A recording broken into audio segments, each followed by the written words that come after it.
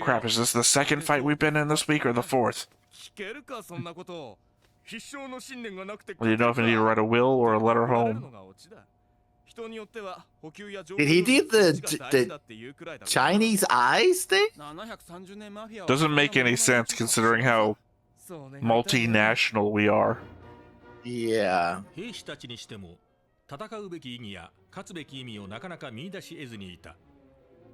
Also wouldn't want to be caught your superiors doing that because they'll slap the crap out of you. Hey everybody, welcome back to the Stoneface Reactions. I'm Theta, this is Lessons, and we are back with episode 5 of Legend of the Galactic Heroes Gaiden Spiral Labyrinth. We just got done some old man exposition. Again, because I think he also was narrating the book in the last episode. I don't know if it's the same voice actor or not. I don't know if the same voice actor, but it was clearly him talking. I mean, it was his words, if not his words. Yeah. So we got the story from him twice. Well, we got different aspects of the story twice. So one was him talking about his old companions and like their relationships to one another. And I feel like this episode or last episode was the more emotional impact of it. Like when Yang looks up and sees like all of his old dead buddies standing around him, like the impact of, oh, I get the sense of the camaraderie that he had between everybody that's no longer around anymore. And then he goes into stories about the things that he did with Bruce. Yeah. Also, I get the feeling that, we talked about it, we joked a little bit about his father's death, but the fact that he's lost his father at 13 or 14 already show that he has an understanding of what loss is, right? At such a young age, even before joining the military. Also doesn't paint us in the greatest light when you say we joked about his father's death. I joked a little bit about his father's death. I don't know who does it. I'm just saying, doesn't paint us great people. Also, the episode, now that we're doing kind of jump into the recap, the episode spends quite a bit of time talking, showing us flashback about this girl that was in the academy, but apparently was a civilian. Oh, right, the start of the episode, yeah. Yeah, the start of the episode kind of takes over. And So, because remember they were dancing, and then he comes in and makes it a lap dance. Am I wrong? Am I wrong? Well, he wasn't stepping on her, so I guess it was a lap dance. As we all know, there's no contact during a lap dance. Yeah. And eventually he figures out that they have a thing for each other, which is interesting because it is Lab who goes with him to show her playing the piano, oh, this girl is hot. I'm going to show you the girl that I like. So it's like, and he didn't get it. He actually says, I was so dense, I didn't get the fact that they were hooking up. Dude, he brought you where she was. I guess the reason why he was like, oh, you can go ahead and dance, and I'm not going to be jealous. Is like, come on, man, I'm not that kind of a jackass. Go ahead, have your fun. Yeah, I guess that was the weird part. Thinking about it, that he danced first, but I guess she wasn't bothered by it either. No. Because otherwise, every other part of that is that all three of them together. As friends, yeah. But he didn't seem to catch on the fact that he clearly has feelings for her, but didn't catch the fact that Lap and she and Lap also had feelings perhaps for each other until he saw them. Right. I mean, that the dance is the only moment that it's just him and her, and every other part is all three of them together. Yeah, and and also shows that he flubbed it. Basically, he kept stepping on her because he was 2 left feet. Well, I mean, the political rallies and everything like that, but even then, it's all three of them together. Yeah. Until Lap's only moment with her alone is just him making the move. Mm-hmm. But I think that was supposed to show that they were not compatible. That while she was being nice to him, clearly they were not compatible, right? That he kept messing up and not being himself. So it's like, yeah. he was always the third man out, right? I don't know. It's hard to make a read on, considering how nice she was being to him. But at the same time, it was like, first meeting kind of thing. I don't know. Oh, I think they were already hanging out before that, before the dance. The dance was like the first thing after watching her play the piano. Yeah, so yeah. It's hard to tell. I don't remember. Did they meet under the tree before the dance, or was that after the dance? I'm not sure. The thing is, it happened at the before. beginning of the episode, and then we got like 20 Yeah. minutes of exposition. So it's Yeah. like all that information, trying to keep it in the head, but for the interesting romance sub story. Yeah, and also I'm wondering why now he is flashback back to that. Maybe it's the season that makes him remember or something. He's like, oh, I'm just walking around and Happened during I the remember previous this. episode too, so Yeah. it's not just now. I guess maybe because he's Yeah. hearing about everybody else's romance. And getting married and all these women. Well, that crowding he him the thinks last about time, that, yeah. but he's also hearing about how the other admirals are like hound dogs too. And then he goes to this other guy, and they're talking about his dead wife and doing a divorce thing for Bruce, and it's like, Yeah. yeah, I remember, but I can't Also, talk one about thing- it. You're not here to interview me. Yeah, one thing about what happened, because basically we get a breakdown of how things happen from not Ashley's point of view, but Bruce's point of view. And one thing that he says that in that one of the flashbacks, because that was a flashback that I'd forgotten, was when they were sitting together doing mediation, which is interesting that they have a mediator of a friend instead of like lawyers in a court, but I guess they do things. They allow for that in the Federation, I guess, and the Free Planets. Well, I think it was just friendly mediation, not official mediation. Yeah. And she says to him, no matter what, you're always going to come back to me. Right? And he's like, oh, God. Well, that was Like, because there was at an the end implication of something else being the cornerstone of the relationship, that his and faithlessness had nothing to do with anything. yeah, then at the end of the day, you know, you have nowhere else to go, I guess. I don't know. And they were like, oh, we were kind of afraid of that, but we sympathize because that explanation of what was going on was I didn't quite catch it, you know.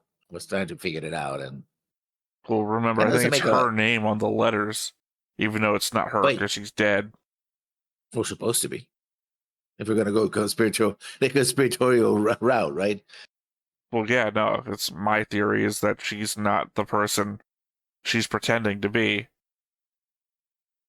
Also, you know, he didn't get One of the married many- after her either. Yeah. Many of the lovers, perhaps. One of them pretending to be him. I'll her? have to go back because I didn't add his divorce and marriage dates to the my little calendar. I don't know if that'll prove or disprove anything. I want to say he gets divorced to her in 1969. That's not a joke. I think that's actually what he said. I think he. Yeah, I know. It's just now that you told me it wasn't a joke, I'm like, okay. Well, Sure. because it was like it was like he married somebody in 1963. I think divorced or married in 1966. I don't remember when he divorced her, the other woman, and then divorced again in 1969. It was a lot of 60s dates, so I don't really recall. Because I didn't think it was important at the time. Otherwise, I would have made a note about it. Because I was like, how pedantic or how in depth do I want to be on my little calendar? Anyway, basically, it was a retelling of what we already heard, but now from the aspect of their friendship and, you know, the fact that he had not enemies, perhaps, or rivals inside the command structure, right? That not everybody liked them. Yeah, the leadership was antagonized by him. Yeah. They not only antagonize the enemy, he also antagonize the leadership. Which could lead to one interpretations about we talked about this a couple episodes ago, that when you said it was murdered, it could be many things. One of them literally somebody pulling a gun and shooting him in the back or something. But it could also be that in the midst of the battle, somebody might have left them on his own devices or not backed them up, like stuff Oh, like that'd be that. a thing if our boy here only survived the battle because he left, causing them to all die. So It doesn't seem to be pulling that much regret, though. You think there'd be more Yeah. regret in his voice? Not that I'd be able to tell. I don't know. I'm really sorry I can't cross the fingers. Like I'm really still pulling for the actor card. That's the whole Truman Show thing. It doesn't seem to be going that way, but I'm hoping. No, I think I think the reason why it seems a bit too elaborate for what they're going for. I think when you're dealing with like a military conspiracy, nothing is too elaborate. That's because you assume the military is smarter than they are. Well, no, it's an anime. Even in it might as well be a Robert Grissom novel. It's just it doesn't have to be that complex. It just has to have a lot of moving parts. And obviously, that's when you would start the death chain. Is that when you start like, oh, there's too many moving parts. I gotta start silencing some voices, and thus the murder, or murderers. If you think everybody got murdered, considering I think a bunch of them died there. Oh, all of them except for the one. Yeah, I closed the notepad too. I don't know names at the moment. I guess I could open the board again. I didn't close it, but yeah. But it looks like we're going back into actual point of view episodes now. At least if the next time on is to be believed, we're going to see or very long flashback. Either would be acceptable. But yeah, you ready? Get into it? Let's get into it then. But before we get started, make sure that you hit the like button, hit that subscribe button, comment down below to feed that algorithm. On top of all that, if you want to watch more shows like this, unfiltered, uncensored, and uncut, as well as some early access stuff, you can check it out over on the Patreon. It's just $5 a month, but hey, no pressure. There's zero pressure in order to do that. It's just a little bit of extra support, and it would be greatly appreciated. And here we are, once again. I think I mentioned this before, but that view of the galaxy is beautiful. That painting, animation, because they do animate it by simply bringing it forward, right? By closing up on it, expanding. I was going to say it was the end of the second Star Wars movie. They're on the medical ship, arm over shoulder, looking out at the galaxy because they're apparently outside of it for some reason. Or it could have been a nebula. I'm pretty sure it's supposed to be the galaxy because there's a bunch of no longer canon material from the books about there being a second galaxy nearby. A couple of them, actually. Yeah. Well, specifically one of them is filled with like wreckage instead that like Han Solo gets into a fight with like an automated dreadnought or something. Just the point of we've been there. Yeah. I think there's... Can't wait till we get to that Imperial guy's backstory. Look, I just mean that I had myself drawn at him. Obviously, I'm going to be rooting for him. I'd like to know more history of the guy I'm representing. Because it's been 100% your guy so far. And yes, I know. I know. I didn't pick the episode, so. I know.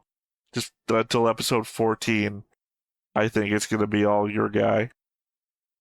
And then I expect to switch over. Which means we're going to have a bit more time of it. Hey, at least he's not doing this. Yeah. I think he couldn't do that because he was holding the T. He's like, yeah. No, I mean, here in this still thing. Yeah.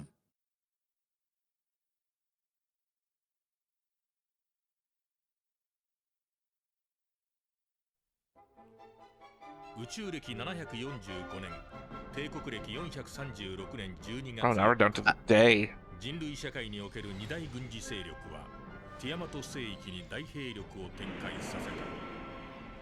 Hard luck. この海戦に臨んだ同盟軍の高級指揮官は次のような面々であった。宇宙艦隊司令長官ブルース・アッシュビー大将、総参謀長アルフレッド・ローザス中将、第4艦隊司令官フレデリック・ジャス Literally just could have said the 730 Mafia guys. Yeah. Because episode 2 also said which fleet these guys were in and told us what their flagships were called.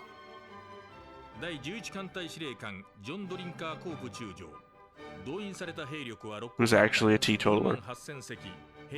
48,000 ships. Almost 4 over million 3 crew million.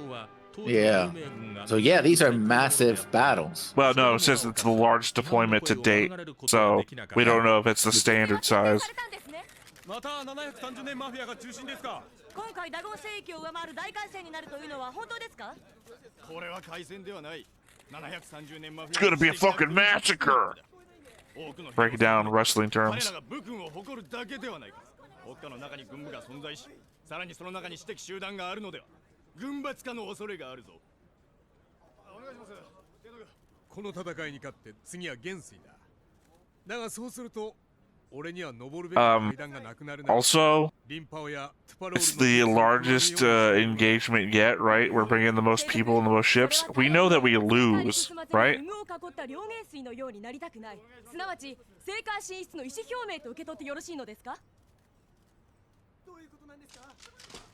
提督は意図的な発言で問題提起をなさる場合が多いですが、今回もそれですか。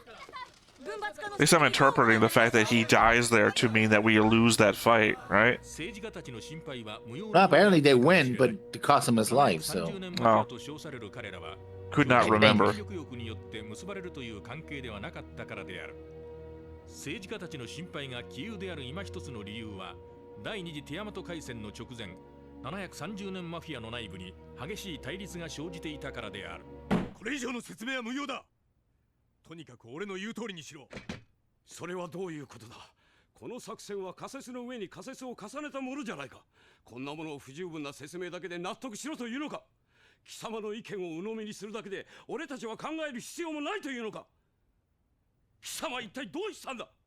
貴様こそどうかしてるんじゃないか。俺が司令長官だぞ。 I can't help but think that we know that Alfred is here, super depressed at the death of his wife, in the middle of all this. 曖昧な論拠と直感に頼ったような作戦にいいダクダクとして従えるような状況じゃない。規模が変わろうが俺のやることに間違いはない。俺が正しいのだから異なる意見など必要ない。貴様はいつも通り黙って自分の責務を果たせばいいんだ。 All I need you to do is what I say and shut the fuck up. そうか、わかった。これ以上話しても無駄ということだな。あんたは変わったな、シュビ。それとも最初からそうで俺の方に見る目がなかったのか。これまでも罪のない揶揄や毒舌の応酬は珍しいことではなかった。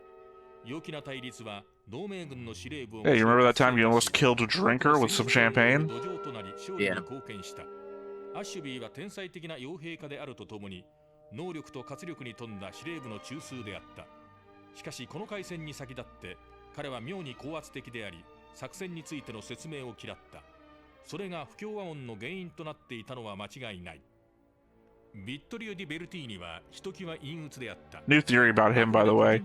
He might be from that, inspired by that Germanic thing, or that German thing about getting yourself cut in, like, sword fights. Where it was seen as, like, honorific.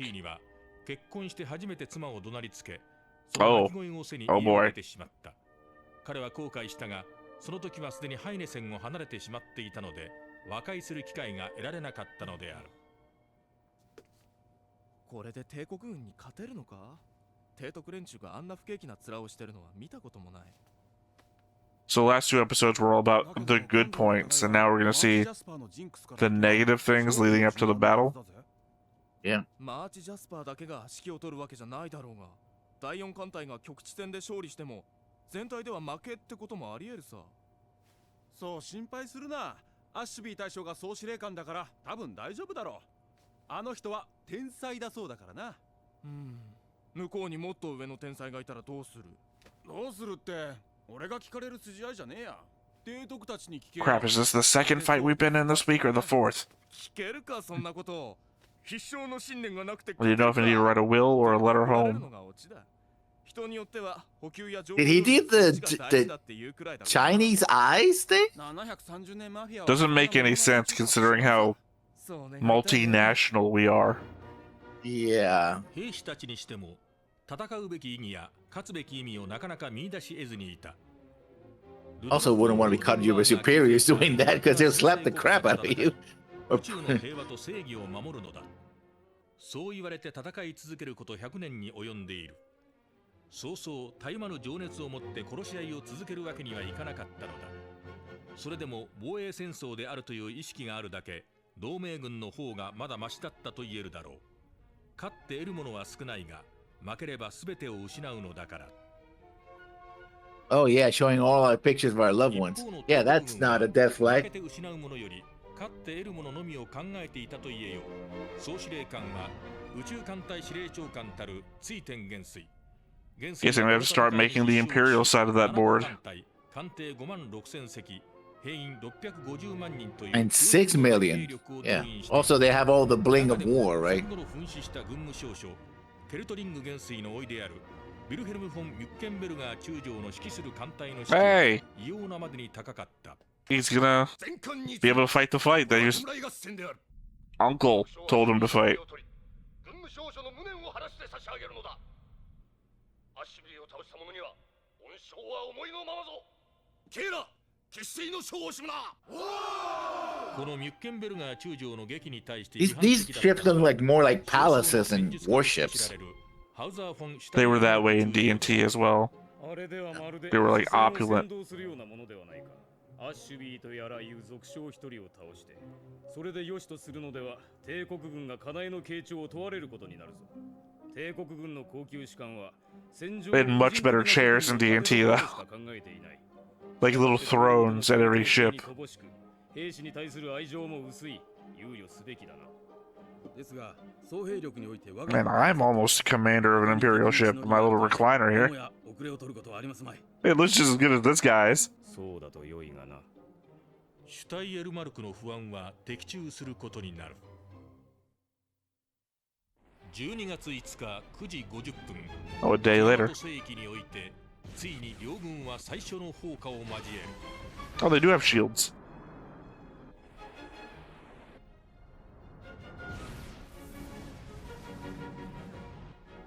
Not for long, apparently.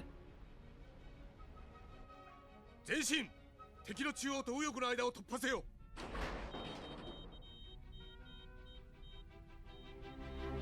発光信号確認。いかがいたしましょう、閣下。指示には従う。前進。 The silence of a space battle. どもの一部、二個艦隊が急速に前進してきます。敵の本体の動きを牽制しつつ、接近する敵に砲火を集中させよ。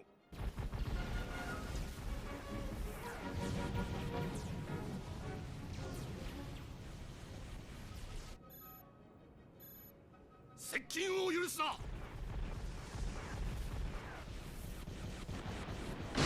第9艦隊に砲火が集中し、足が止まりま Oh す。 yeah, that one just broke in half. That's something new. 悪いが盾になってもらう。我らはこの隙に前進する。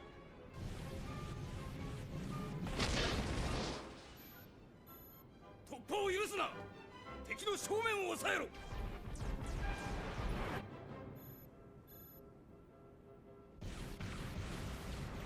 前面に敵艦隊。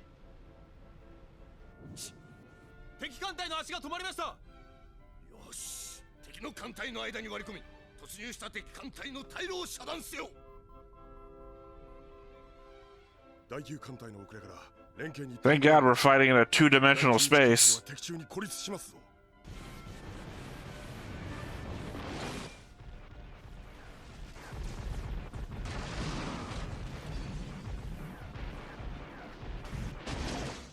コープのやつ、名前通りの酔っ払いになってしまった。ちょっと言って頭から水をぶっかけて酔いを覚ましてやってくれ。仰せのままに。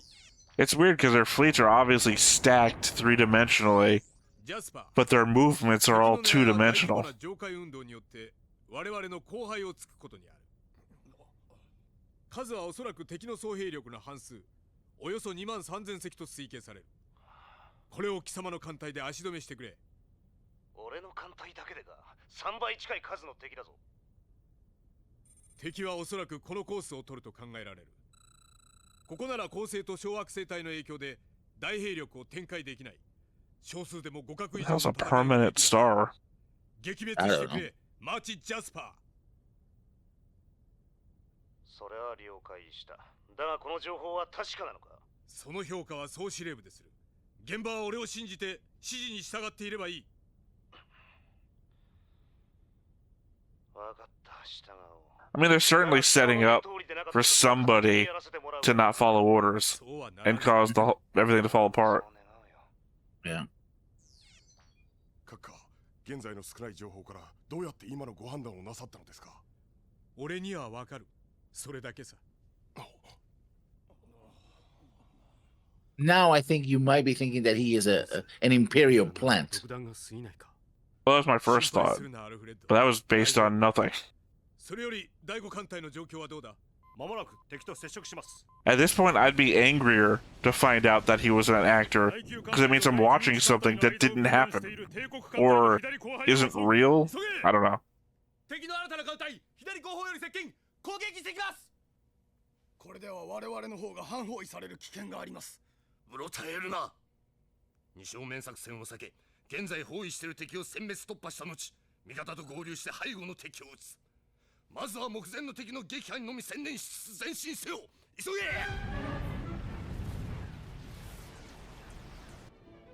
げ。味方の増援だ。押されて帝国軍が出てくるところを叩け。閣下、領艦が続いておりません。本艦が突出しすぎております。何？前方より敵が。回答。 Someone's getting court-martialed if we survive.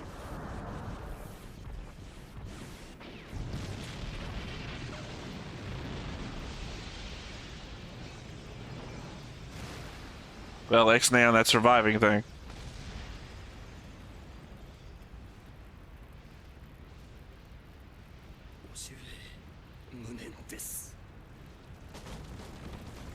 Huh, see you in hell, son.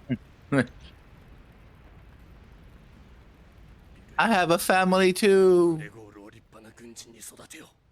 そしてグレゴール、私の仇はお前がいつか。 Okay. I was super confused 敵艦隊機関を撃沈、敵が混乱しています。チャンスだ。 for unexplainable reasons. 交代するぞ。攻撃をさらに集中させろ。第11艦隊の脱出を支援する。艦列を広げて敵を圧迫しろ。 I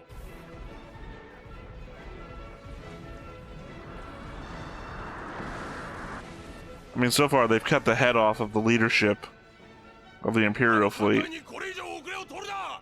陣形を広げて全艦で攻撃。突っ込め。 which I guess has earned them the moments of confusion here that they can then they're playing off with. 熊が島民から冷めたという方が合っているかな。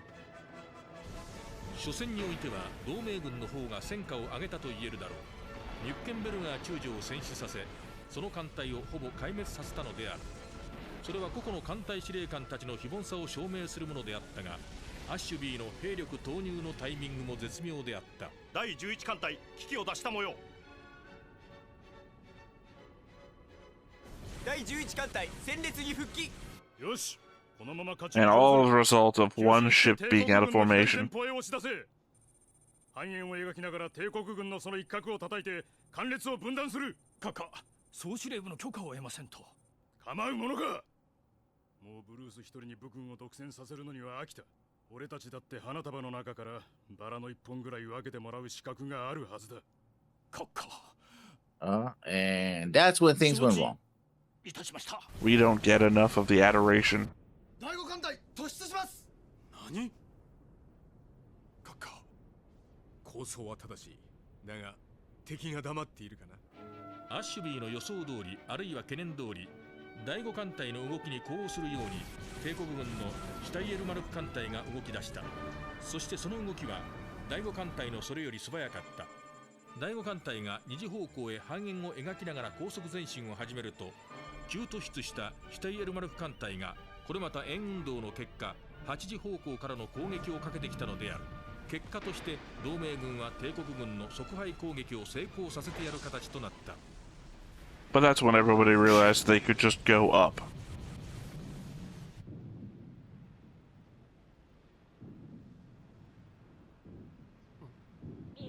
B04 砲塔 B04 砲塔応答せよ B04 砲塔。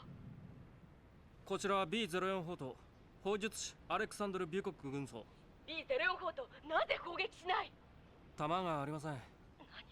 先ほどの戦闘で撃ち尽くしてしまいました。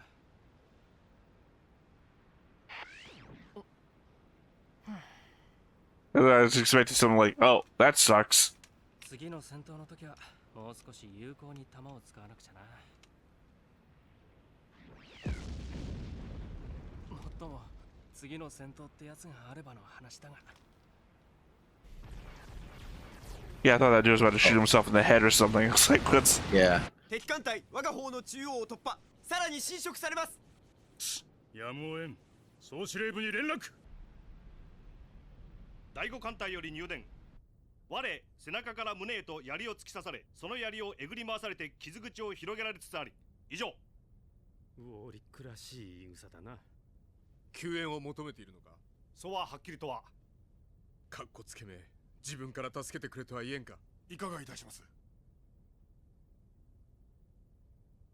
閣下。閣下。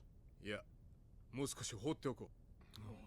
ブルース。 I did get a strong, sharp spy from all this, though. 心配するな。だが、俺に考えがある。Because it's very old school, right? Even though it's space battles. And the way they talk to each other is similar. 独断専行への見せしめにでもするつもりか。閣下。やはりここは自力で何とかしてみせんと格好がつかんか。視点を変えよう。中央突破されたと思うな。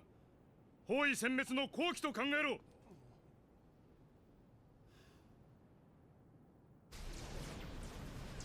Hey, they're moving up and down. これは何か。敵の第9、第11艦隊は我が方の本隊と交戦中で動けないのはわかる。だが我らに中央突破された第5艦隊の救援をなぜ出さないのだ。どう思う参謀長。確かに敵の本隊は余力を残しているように見えますが、敵の配置と移動の推移をグラフ化して表示してくれ。はっ。やはりそうだ。敵は我が方の上海進撃を見抜いている。そればかりか、即配攻撃をかけるために主力を温存しているとしか思えない。このまま作戦を遂行するのは危険だ。総司令部に急ぎこのこと。 It's super helpful when you can plot out how people are moving and see it in real time on a map. Yeah.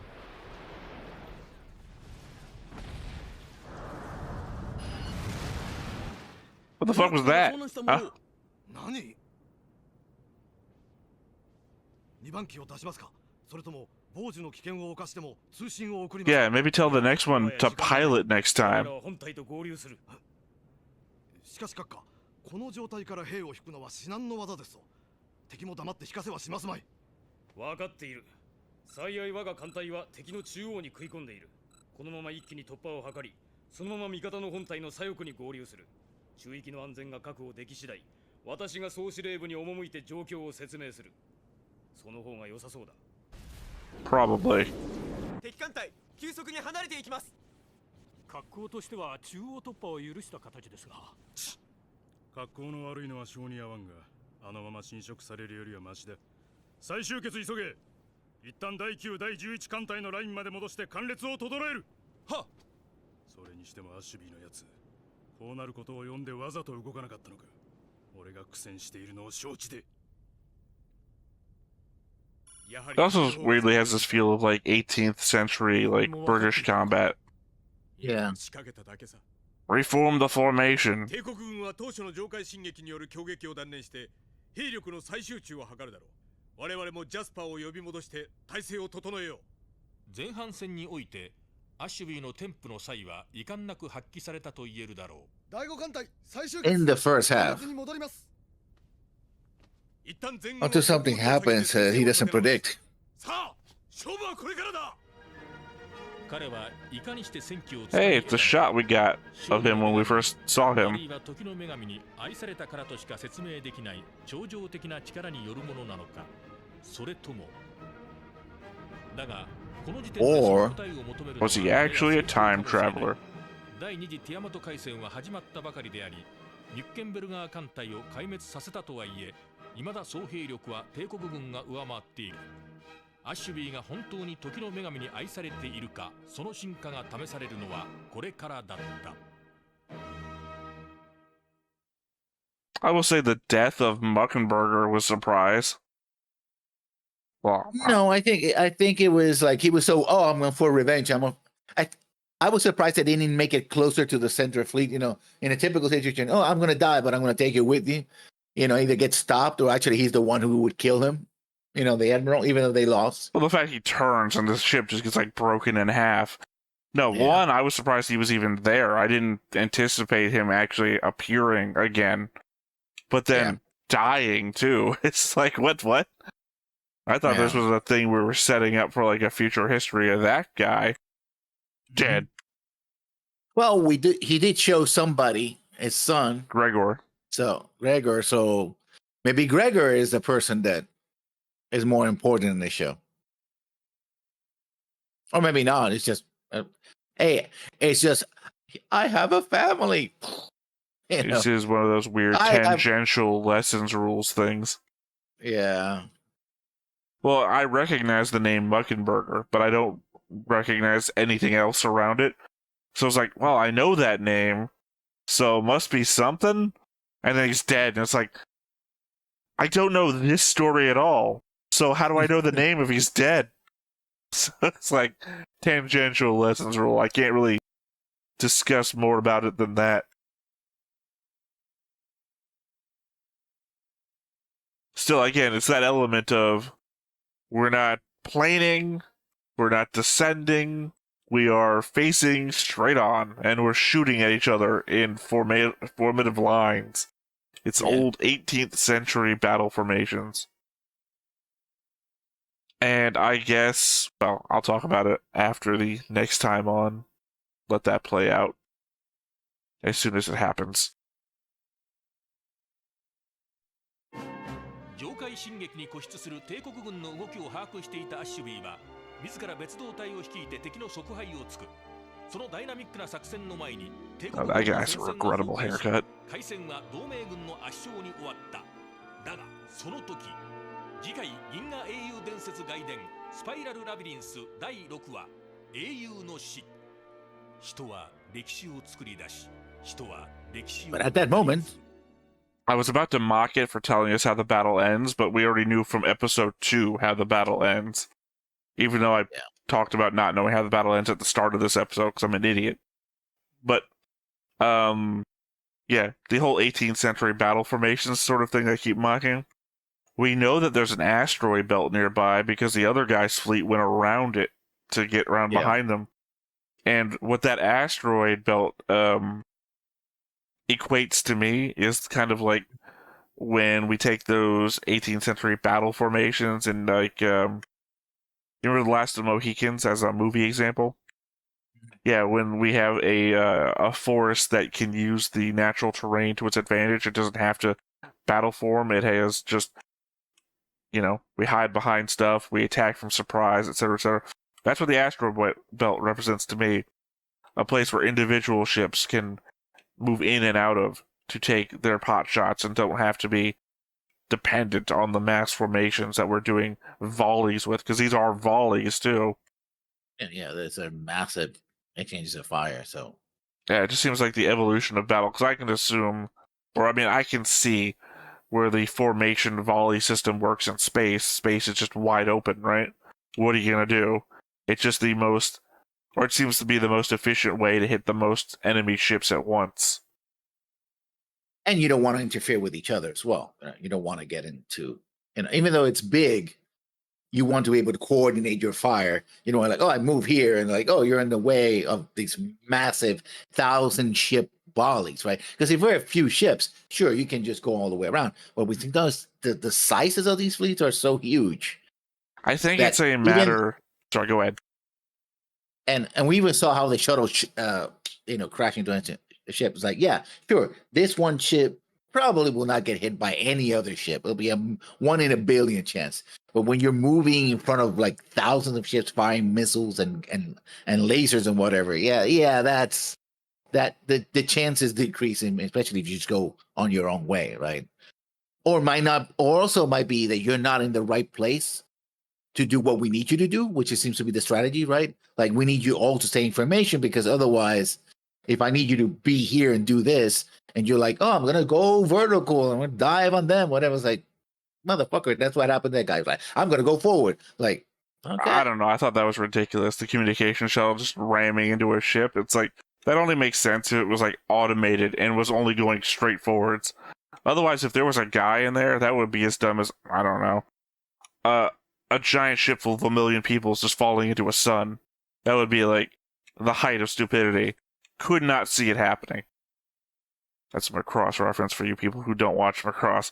I was gonna say, I guess it makes sense more so from the scale of the distance of the weaponry.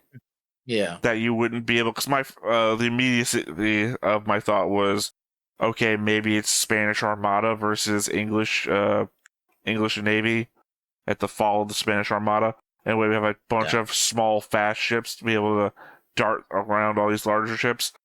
That you could make a smaller fleet with higher mobility, because it seems to be the downfall of these ships is that they can move real slowly in massive formations.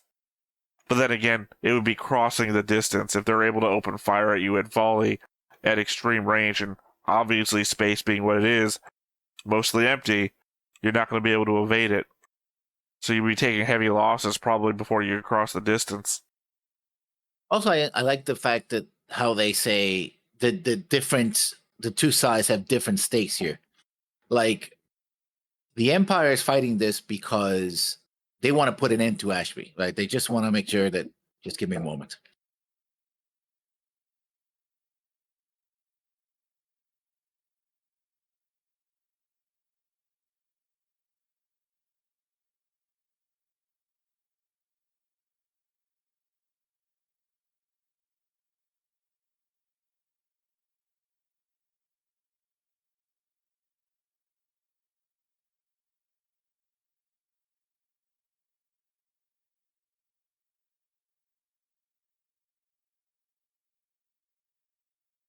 Sorry about that. It's fine. You worked it in. You worked it into your statement. They want to defeat Ashley. They want to just give me a second. Yeah, I think that's why they were fighting this battle, not territory like that. Just, we want to get this guy, right? It was supposed to be the guy who died was like, my plan is to get revenge, right? And Ashby was like, okay, we're supposed to be fighting for survival, right? Every battle is a battle for survival, right? But it seems more like that he might have set up the whole situation by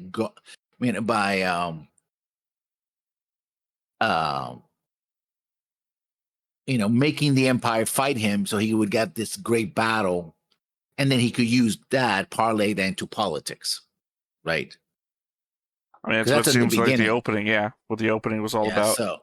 So that might explain other things and why things, that actually happens, a complete new avenue of like, wait a minute. He's becoming a threat to the government, or I guess even possibly a threat. I don't know. The fact when the one guy says, or a military government, and it's like, oh, maybe an extremist from the outside, not even from the military. Like, oh no more kings. I don't want a military junta to take over. Yeah, I mean, the whole thing about Federation is that they're free and they're nominally democratic. I mean, they mention a Congress, right? Although, how democratic can you be when you're spending hundreds of years, well, a century or more, I would say, not hundreds, in wartime situation, right? I was about to make a joke about America, but I forgot that our military doctrine only really started since Vietnam. I mean, we've been in a lot of wars before then, but I think we've been fighting a war consistently since Vietnam. Like, we've never not been in a regional conflict somewhere in the world since then. Yeah, but I'm talking about prolonged military operations against one particular enemy. That tends to shape things, right? It's like it does give the military a lot of importance, right? Oh yeah, it's a shame we gave that up. Whatever happened to Russia? Anyway, yeah, no, I mean, I understand your point, but I don't know. I don't. Obviously, a lot of weight goes to the military, and we're literally cutting off civilian resources, like education programs and whatnot, as we discussed in like episode 1 and 2, to fund more military stuff, which I guess paints itself a picture of civilian life and what life must have been like near the I guess you can't say near the beginning because we're still setting up the infrastructure and everything. Closer to the formation of the Free Planets Alliance versus what it is now. If we're on the downturn of, in that book that I brought up, I don't remember last episode or this episode, where we use all of our resources to a final battle where it doesn't even matter anymore. Got nothing to go back to, right? We used everything. If we're like, I think when you start cutting out the educational programs, you're literally cutting your legs out from under you. Because what are those people going to do? At the end of the day, all we've taught them to do is run a military ship. We needed to get them out of the elementary school onto a ship as fast as possible. They turn into Centrati, basically. Yeah. And we see how that works. Can't repair their ships. Yeah. Yeah, that's what I'm saying, though. It's obviously, how far can this go before it becomes not irreparable, but irreversible? How much damage can we do to our civilian infrastructure before all that's left is the military, and then the military can't even service itself? And also, I think there has to be a question about the Empire. On one hand, they can't tolerate rebellion, but on the other hand, this rebellion must serve some useful purpose. In other words, by always having an outside enemy and territory you can conquer or reconquer, you're justifying the existence of the Empire. Because the moment you don't have any more enemies, it's the Starship Troopers conspiracy. Yeah, that the bugs were created to be an enemy, to distract the civilian population of the military government and Starship Troopers, so that they have an enemy, because otherwise the government doesn't work if there's no enemy to fight. And literally, in the case of that federation, it's a militarized, veterans-run, government. So they need, an enemy, right, to fight, especially an exterior one. Yeah, it's better than having another human enemy to fight, because you humanize those human enemies. But I would also make the point that since we don't know anything about the Empire as it stands, the one thing that we can pull from is their ships are so opulent that it doesn't seem either it doesn't seem like they have the same resource problem, or their resource problem is much more extreme in that they're doing all this ship with their military. I mean, they're doing all this investure in their military to make it look good, to the detriment of what? Yeah, well, I guess I think the bling of war that the Empire has is sort of self-justifying, right? It's the reason why empires build monuments. Oh, we have now all this money. Now we're going to build monuments to our power to show that we're powerful. Right? Otherwise, why do we have these monuments? Because we can afford them. And we build them because we have the money for them. So at some point, I think at the Empire history, they were like, oh, we can actually make blingy ships, which are more comfortable and have all this, Again, though, the only thing is that the only people who see that are the military people on the ships. It's not like the example of the statue, which is supposed to be inspiring or at least motivating to the civilian population. Not to get into modern politics, but how many times you see shots of aircraft carriers in American media? Quite a bit, right? planes taking off and landing. No, you no, no. see all I the get where you're going. Just computers what I'm and- trying to extrapolate from there is that we don't get a lot of shots of like opulence on board the aircraft carriers. In fact, you see other people talking about, we had to duck under things, we had to move side by side because No, but inside of the aircraft carriers. I'm switching here opulence for the appearance of power, right? In other words, the machines themselves, the ships become symbols unto themselves, right? Right, So but the again, ability. your thing is what we get shown military propaganda, fleets moving in formation, things like that. But again, we don't know that from the Empire side. The only thing we can take is what we've seen, which has been an interior shot of a couple of ships that they look better on the outside too. And the idea that they offer rewards to their soldiers of do this and you'll get anything you want, which feels so generic as to not even be usable as an example of anything. Also, I think I mentioned before talking about the other side's ships. Here, there's also plenty of empty space. Like they literally said, they have a throne room with Grecian columns, and they're like just an empty space where they come in. I was like, why would you waste that much space? Like I said, they look so much better in D&T though. D&T, they upgrade it. Like, this isn't spoiling. They take trams to get around in their ships. They're so fucking big too. You don't see that on the Free Planets Alliance ships, but like when the commanders are talking in the other one, they're on the bridge and they're on an actual fucking throne, like dudes spread out like it's Game of Thrones, or they're like on a tram going to some other part of the ship having a conversation about politics or whatever, and it's like these are fucking ships, man. And they get blown up pretty easily as well. So it's not, they don't seem to be, well, we see them blow up a lot. I guess it's like to show action. But when ships are blowing into dozens and hundreds, perhaps into thousands, and you spend that much money and resources on each one of them, or maybe it's the command ships. I guess it at least denotes an equivalency in technology between the two sides. Yeah. They're at least using the same weapons. And I guess at the end of the day, if weapons technology is advanced enough to do anything, or, to destroy an equivalency that you don't have, like, the armor or shields for.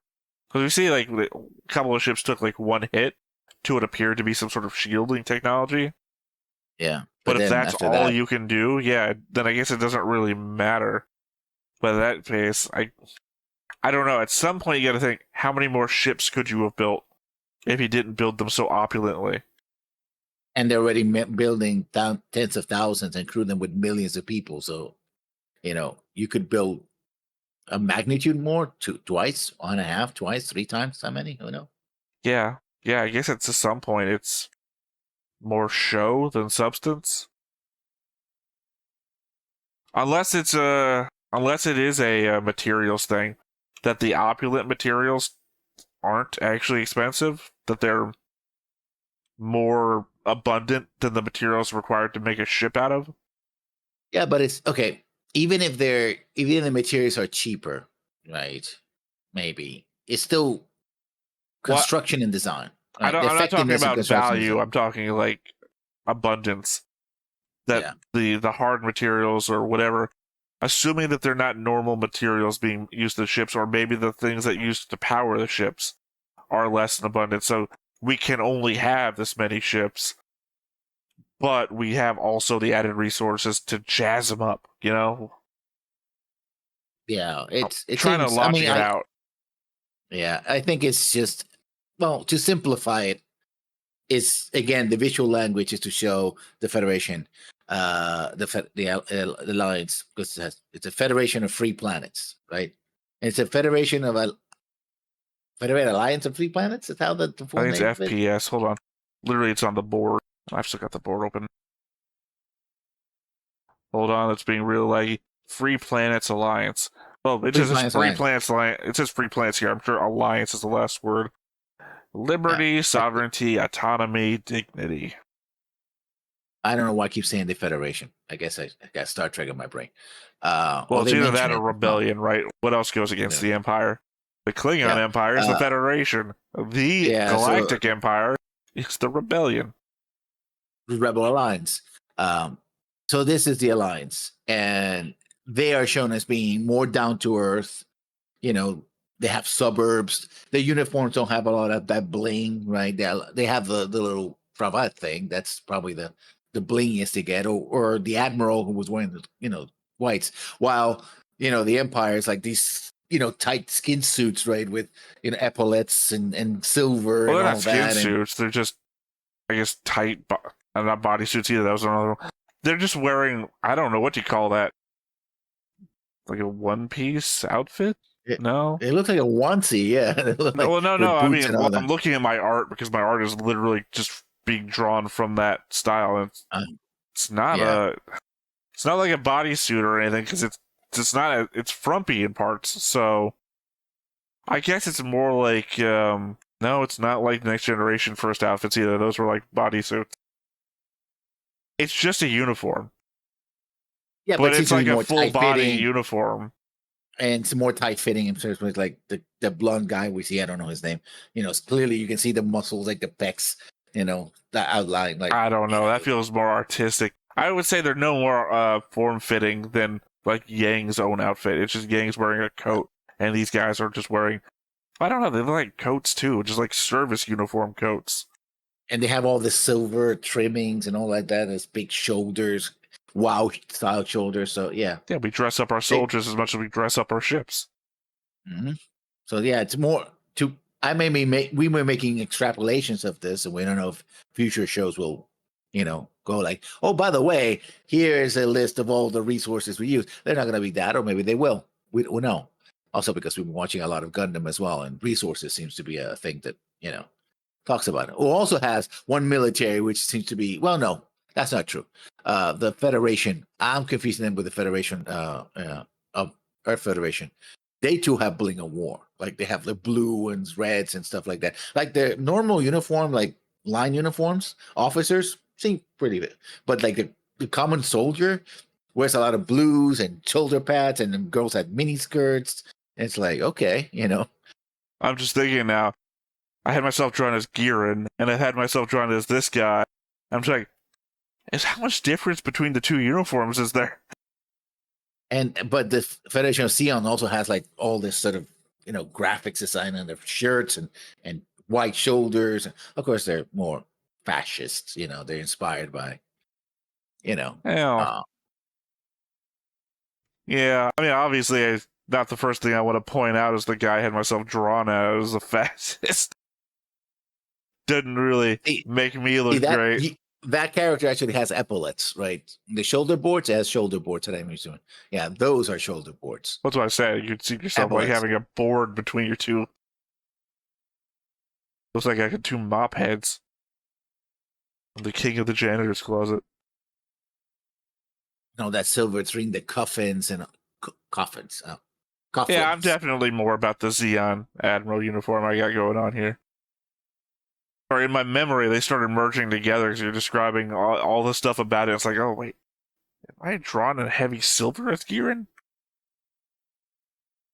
Anyway, that my final point on this, so we keep belaboring the point, is that, yeah, there seems to be very distinct reasons why they fight, but ultimately, if Ashby is actually fighting this battle to prove that he's leadership material for the political being a politician, and it's in this huge battle. It's purely political. Well, he seems to be pressured in this very specific instance more so by something that hasn't been revealed to us yet, other than the fact that he gets that little debate outside of the. It looks like the same building that Yang gets promoted in like episode 2. Probably headquarters. Yeah. I mean, it's the same building from the outside, but I don't know if that's like a standardization of building in the military or something. But yeah, he gets that debate on the outside, just pushes past that guy. But even before that, in the meeting that they had on the inside, he's being pressured in a way that they're saying like, oh, he's being even more aggressive than he ever has been to us in these meetings. It's actually odd and off-putting versus the debates and stuff that we had before. So something is at play that I feel like we're still going to be waiting for a reveal for. So yeah, that's all my thoughts on the episodes, which were extensive. Okay.